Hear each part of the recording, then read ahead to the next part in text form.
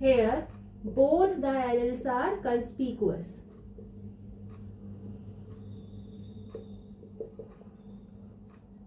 Second, resembles none of the parent. Resembles both the parents.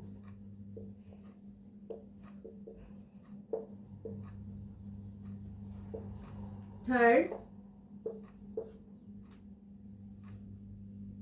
example can be snapdragon. Here example can be ABO blood group in human.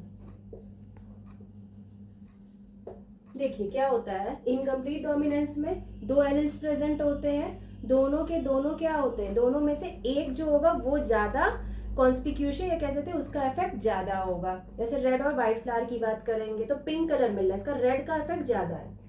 Alleles both are conspicuous यानी दोनों का दोनों equal ही important है, दोनों के दोनों equal बराबर रहेंगे.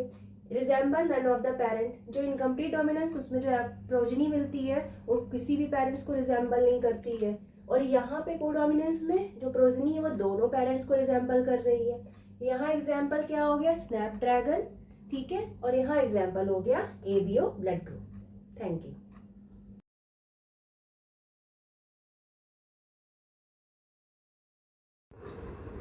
Hello everyone. Today we are present here with our next topic, that is incomplete dominance from chapter Principle of Inheritance and Variation. ये टॉपिक क्लास 10th, 12th और नीट की प्रिपरेशन के लिए बहुत ज़्यादा इम्पॉर्टेंट टॉपिक है. ठीक, हेरिडिटी जो कि क्लास 10th में है और इसी को थोड़ा और प्लस करते हुए सेम चैप्टर जो है वो कंटिन्यू करता है क्लास 12th में. So the topic is incomplete dominance. आप लोगों ने मैंडल्स के 2 लॉ पढ़े, ठीक है. उसमें आपने एक क्रॉस देखा मोनोहाइब्रिड क्रॉस और एक आपने देखा डाईहाइब्रिड क्रॉस. दोनों में आपने फेनोटाइपिक रेशियो भी देखा और जेनोटाइपिक रेशियो भी देखा. जब बात हुई किसकी, इनकम्प्लीट डोमिनेंस में, तो incomplete dominance it is the type of dominance that deviates the Mendel's law.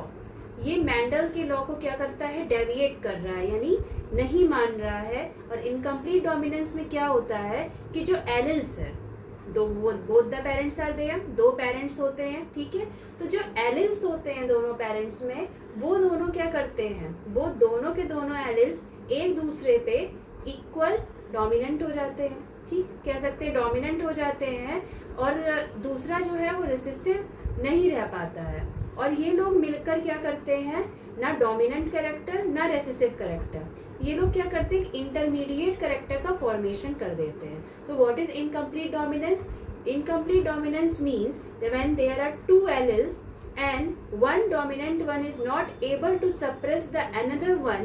In this condition they form a new hybrid species that is known as incomplete dominance. एकदम अलग ही स्पीशीज का formation कर देते हैं जो कि मिक्सचर होता है दोनों के दोनों पेरेंट्स का. ठीक, इसको कहते हैं इनकम्प्लीट डोमिनेंस, क्योंकि जो डोमिनेंट कैरेक्टर था वो रेसेसिव वाले पर डोमिनेंट नहीं हो पाया. ठीक, एग्जाम्पल में आप देखना चाहेंगे, मैं आपको एग्जाम्पल बताती हूँ. रोज प्लांट आपने जैसे लिया, अब रोज प्लांट में बात करेंगे तो रेड कलर रोज प्लांट है, it is dominant in nature.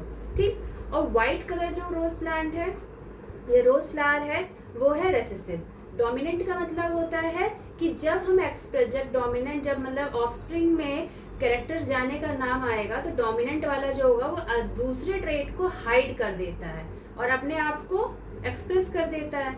अब वाइट फ्लावर रेसेसिव है, रेड फ्लावर डोमिनेंट है.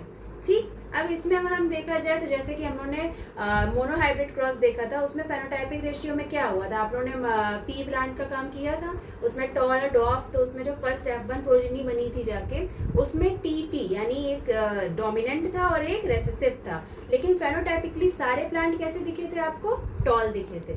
लेकिन इस कंडीशन में जिसको कि आप इनकम्प्लीट डोमिनेंस कह रहे हैं, यहाँ पे रेड फ्लावर है जो कि डोमिनेंट है, व्हाइट जो कि रेसेसिव है, ये पूरी तरह से फेनोटाइपिक रेशियो रेड नहीं आता है. फ्लावर किस कलर का दिख जाता है, वो फॉर्मेशन करते हैं इनकम्प्लीट हाइब्रिड स्पीशीज फ्लावर की, that is of pink colour. किस तरह का फॉर्मेशन हो जाता है, पिंक कलर का। ठीक, सेम एग्जाम्पल आप ले सकते हैं मिराबिलिस जेलापा, जिसको कि 4 o'clock प्लांट भी कहते हैं, क्योंकि यह सुबह के 5-4 बजे खिलता है। ठीक, इसमें भी रेड कलर की स्पीशीज होती है, एक वाइट कलर की स्पीशीज होती है।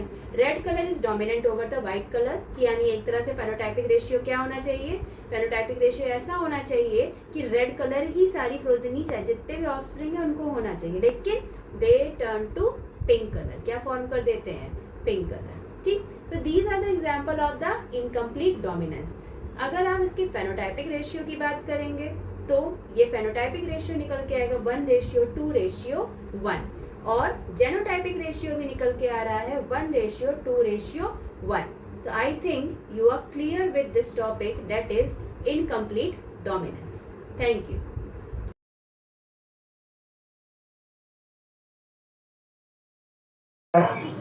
Hello everyone. Today we are present here with our next topic, that is co-dominance. आप लोगों ने इसके प्रीवियस वीडियो में इनकम्प्लीट डोमिनेंस के बारे में पढ़ा था। इनकम्प्लीट डोमिनेंस जिसमें हमने ये बताया था कि क्या होता है, इंटरमिक्सिंग ऑफ कैरेक्टर्स हैपन। क्या होता है, कैरेक्टर्स का इंटरमिक्सिंग होता है। बट यहाँ पे अब हम लोग पढ़ने जा रहे हैं को-डोमिनेंस के बारे में।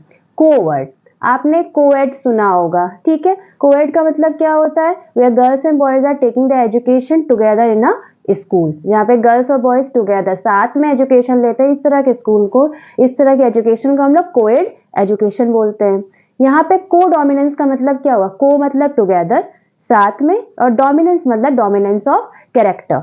इसका मतलब ये समझ में आ रहा है हमें, जैसा कि वर्ड ही बता रहा है कि यहाँ पे जो कैरेक्टर्स है दोनों पेरेंट्स के, फादर के भी और मदर के भी, जब वो पास हो रहे हैं ऑफस्प्रिंग में यानी नेक्स्ट जनरेशन में, तो दोनों कैरेक्टर्स क्या है, एक दूसरे पे इक्वल ही डोमिनेंट है। और इक्वल डोमिनेंट होने की वजह से एक कैरेक्टर दूसरे कैरेक्टर को हाइड या सप्रेस नहीं कर पाता है। और ये चीज फेनोटाइपिक क्या होता है, जो मॉर्फोलॉजिकल कैरेक्टर्स होते हैं उसमें भी शो कर जाती है। इस तरह के कैरेक्टर, इस तरह के डोमिनेंस को हम लोग कहते हैं co-dominance, when the alleles from both the parents are equally dominant over each other and they are expressed in the next generation, that is called as co-dominance.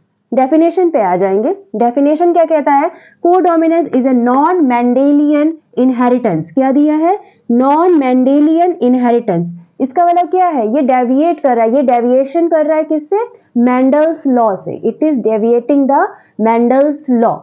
The alleles of a gene pair in heterozygote is fully expressed। heterozygote क्या हुआ, जिसमें जो alleles है वो एक दूसरे से different है, ठीक, और वो ऑफस्प्रिंग जनरेशन में फुल्ली एक्सप्रेस्ड हो रहे हैं फेनोटाइपिकली। एग्जाम्पल ले लेते हैं, जैसे कि हमारे पास एक रेड कलर का फ्लावर था, इसका जो जेनोटाइपिक रेशियो है वो है, और फेनोटाइपिक भी RR।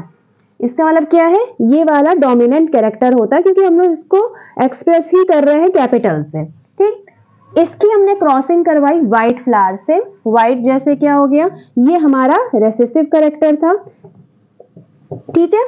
White red white crossing करवाई, तो अगर आप इनकम्प्लीट डोमिनेंस में मिराबिलिस, जेलापा और स्नैपड्रैगन का एग्जाम्पल याद करोगे, तो आपको मैंने ये बताया था कि हुआ क्या है इसमें, कि उन्होंने रेड और व्हाइट का क्रॉसिंग करवाई और एक इंटरमीडिएट पिंक कलर का फॉर्मेशन किया। यहाँ पे क्या हुआ, रेड और व्हाइट जब इनका इंटरमिक्सिंग करवाया तो यहाँ पे को-डोमिनेंस दिखा। को-डोमिनेंस का क्या मतलब है, एक बार आप देखिए।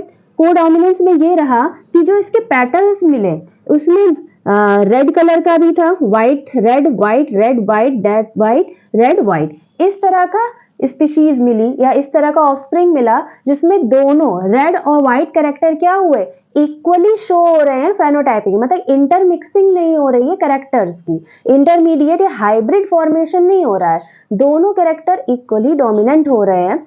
इसको आपने बोला को-डोमिनेंस। सेम एग्जाम्पल आप लोग देखते आते हैं ब्लड ग्रुपिंग में।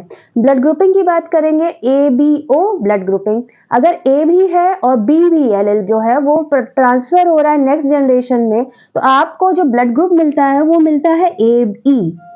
जिनका ब्लड ग्रुप AB पॉजिटिव या AB नेगेटिव होता है, उसमें A भी प्रेजेंट है, B भी प्रेजेंट है, क्योंकि ये दोनों एंटीजेंस एक दूसरे पे इक्वल ही डोमिनेंट होते हैं। तो जब ये नेक्स्ट जनरेशन में पास हो रहे होते हैं तो इंटरमिक्सिंग नहीं करते हैं, क्या करते हैं, दोनों के दोनों इक्वल ही ट्रांसमिट होते हैं जाके नेक्स्ट जनरेशन में।